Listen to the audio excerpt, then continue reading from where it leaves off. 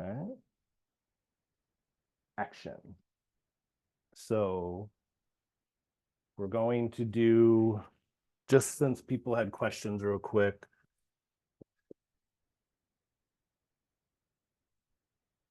six flavors in the 5 seasons, 5 elements. Just a quick review, since this is where we're kind of leading into today. So we said already the first flavor is earth or sweet, right? This is earth element.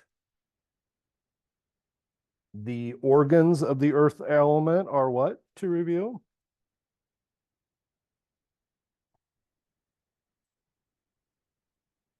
Spleen is the yin. Stomach is the yang. Okay. The effects of this flavor are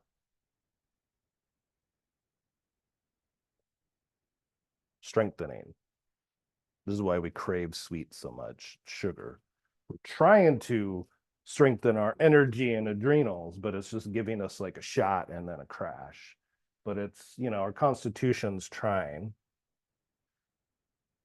Okay. Earth creates what? You create, earth generates what? We extract metals from the earth, so the earth creates these precious metals and gems, right? This should make sense in your brain. Okay. So earth generates metals that we mine and extract. Okay. So the element is metal. The season of metal is fall. According to the calendar, we're in fall, but really we're not right now. We're in earth, which we'll talk about. Okay. Okay. And metal is what flavor? Pungent. What do we mean by pungent? Pungent is like turmeric or ginger, where it's aromatic and a little spicy, like cinnamon, holy basil, oregano. But we're not just talking about heat. There's like a levelness to it.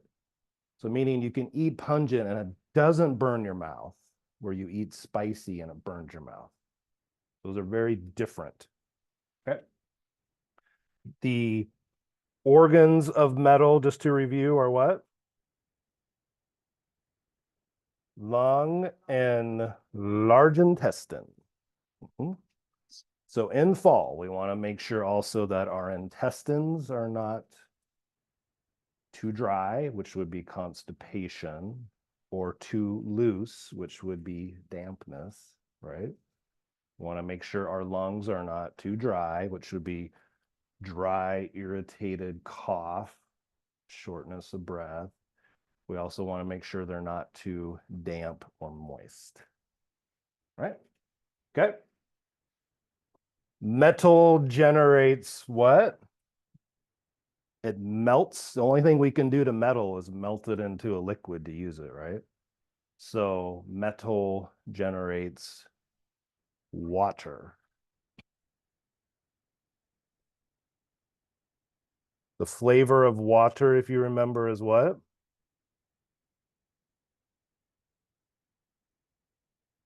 Salty. So all you salty dogs out there who crave salt, right? This is just to review, the yin organ of the water is what? Uh-oh, we got to really review. Kidney and adrenals, hormones, all your hormones, really, right? The yang organ is what? Bladder. Remember, yin organs are solid, where all the action happens. Hollow organs are just where stuff is transported. So the bladder just transports urine out the body, right?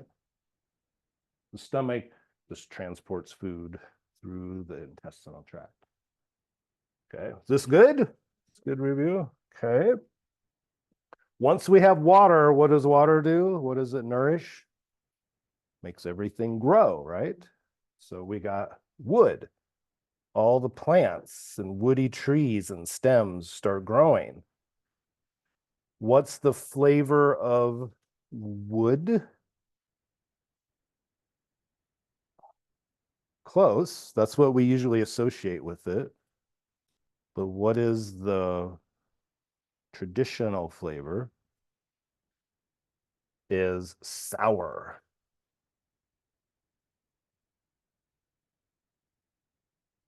But we think of wood, we think of bitter for treating wood problems, right?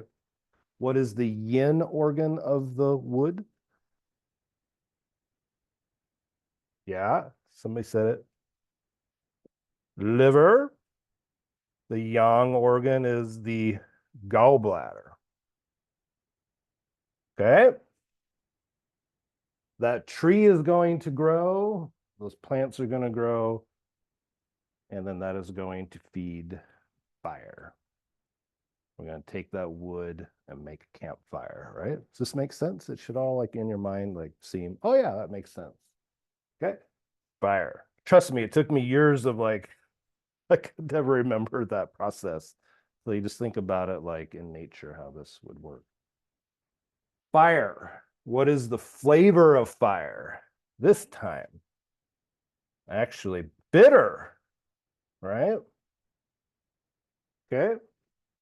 That bitter flavor, this is where Chinese medicine, little bit nuanced different than maybe European herbal medicine, where we would say bitter would always just be the liver. Bitter still stimulates your liver, but sour is the one that strengthens it. Okay. So bitter is, what is the yin organ of fire? Yep. What is the yang organ of fire? Small intestine. Remember, fire is unique because we have 4 pairs, not just 2. What is the other yin organ of fire? The brain. Brain in Chinese medicine would be in water, because it's like the sea of marrow, this watery, mysterious. Chinese, they call it extraordinary fu or organ, but it's controlled by the kidneys. The other yin organ is the pericardium, which is the sac where all the fluids sac around the heart. And the yang organ is that thing we talked about a little bit, just called the triple warmer or triple burner, which is very hard to explain.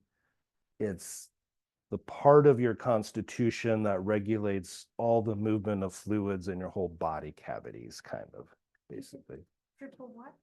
Burner or triple warmer. Some people have tried to say it's your thyroid, but I mean, it's usually falling more over here with your hormones. Okay, so that's only 5 flavors, right? What are the other flavors that we have still? We do in Ayurveda, we do mention astringent, which Chinese medicine just resolves this by putting into sour, kind of. So astringent's where we bite it and it like puckers our mouth. Some people do like unction. So we also have Ayurvedic medicine does unctuousness, which would be like, we call that like fatty kind of. Viscous, fatty, like when you eat ghee, that's unctuous. That oily of like a really you cook a steak in like butter or something, that coating of your tongue that's really smooth, or when you eat good milk chocolate. Use it to balance. Yeah, so it's the opposite of dry. So Ayurveda kind of does a little bit more with that. The other flavor, like in Chinese medicine, is bland. That mushroom? And it's the flavor of a lot of mushrooms. That's why in Asian cooking, a lot of mushrooms are used because they have bland. But bland has a therapeutic effect. All these have a therapeutic effect, right? So sweet is strengthening. Pungent is dispersing. It disperses mucus, phlegm. Remember, all our pungent herbs are circulatory herbs. It disperses stagnation. Salty moisturizes what is dry, water. Sour astringes and tones, like when you drink lemon juice every day, right? Bitter just simply clears fire and drains everything down the body. But bland, its effect is actually draining dampness. That's why there's a sixth flavor in Chinese cooking. Okay. And this bitter's the coldest, right? Bitter is the coldest. So everybody get that? So foods that are more blandish, like a lot of mushrooms, some grains are going to have more of a blandish flavor, like, kind of barley and things like that, some white rice. The idea is that they just kind of drain excess fluids from the body. It's the bitter, please. Repeat the bitter. Bitter clears heat or inflammation, but it also makes it go kind of down and out of the body. Is air?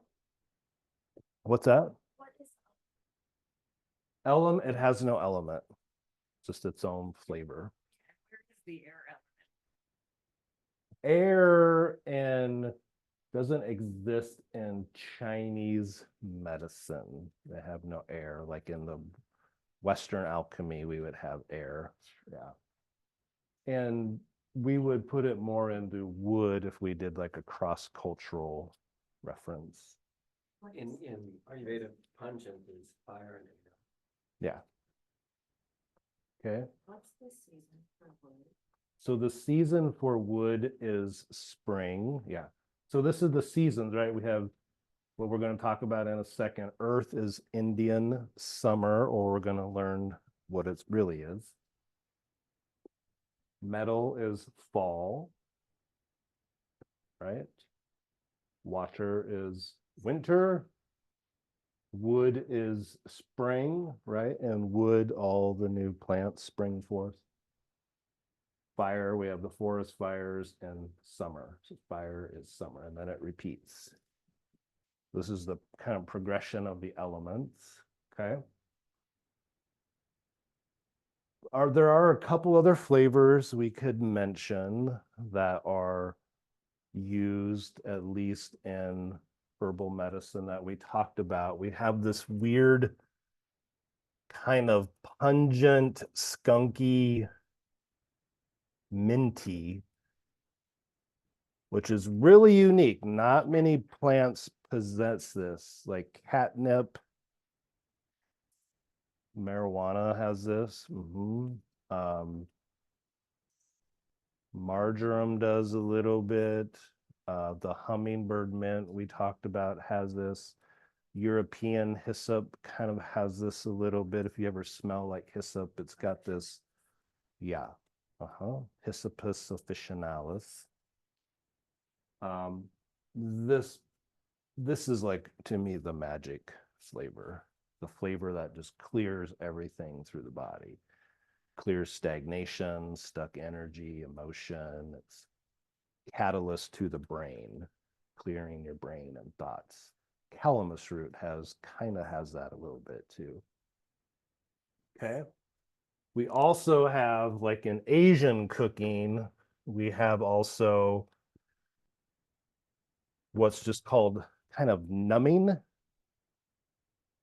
So especially when you go to southern China, you're going to have, like, if you ever had Szechuan anything, like southern Chinese cooking, it's usually a crap ton of spice with things that numb your mouth. They actually use a Chinese variety of prickly ash seed. So they actually recognize that as a flavor, and that actually balances heat or fire or spiciness. So they use it in there kind of therapeutically, but it also creates this numbing effect, tends to stimulate your salivary secretions and your lymphatic secretions. So like we think of prickly ash, or how when you take echinacea, it has that numbing effect. So the numbing flavor often indicates moving your lymph or saliva. Clove kind of has that a little bit, right? Okay. Those are buzz buttons, I think for Spilanthes have. Spilanthes has that too. Mhm. So these herbs, so in formulation, we do use these things this way, but we don't maybe talk about them so much, right? Okay. We have another flavor that Paul mentioned in Asian cooking that is legendary flavor. What's that flavor?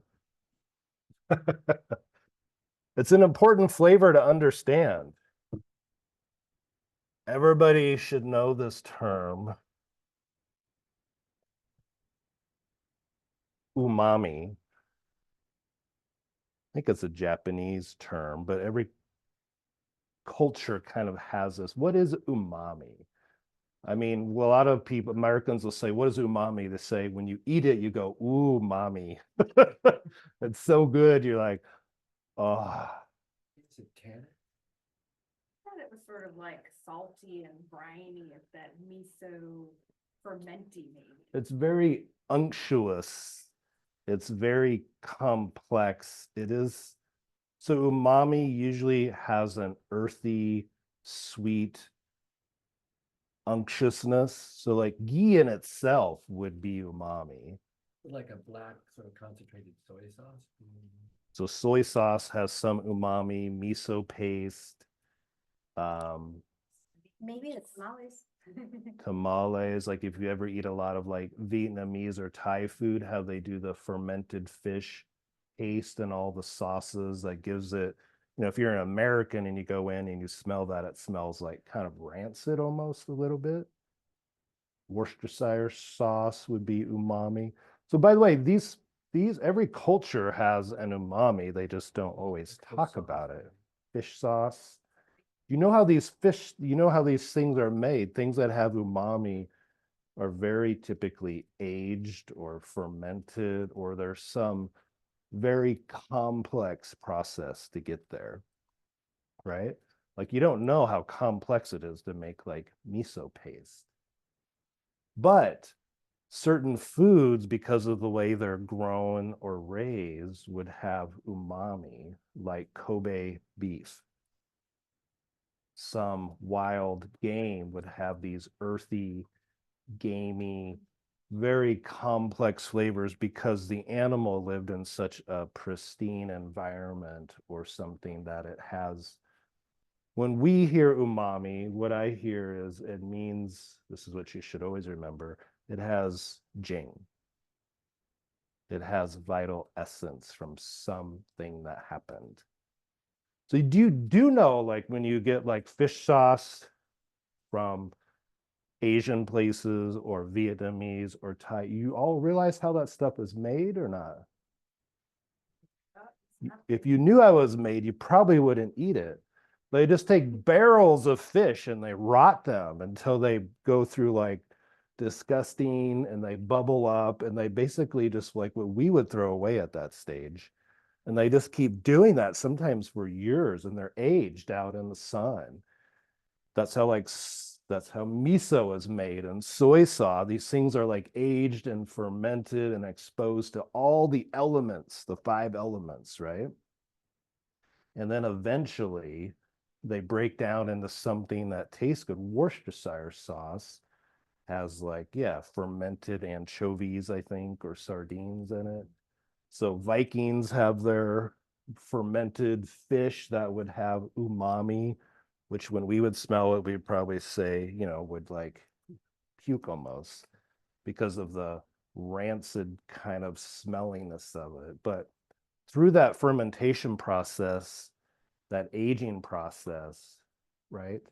You're going to get something like they say often like fatty tuna, like in Japan, like harvested an hour ago, made by a master chef because of the fattiness. It has like an umami that's hard to explain until you taste it.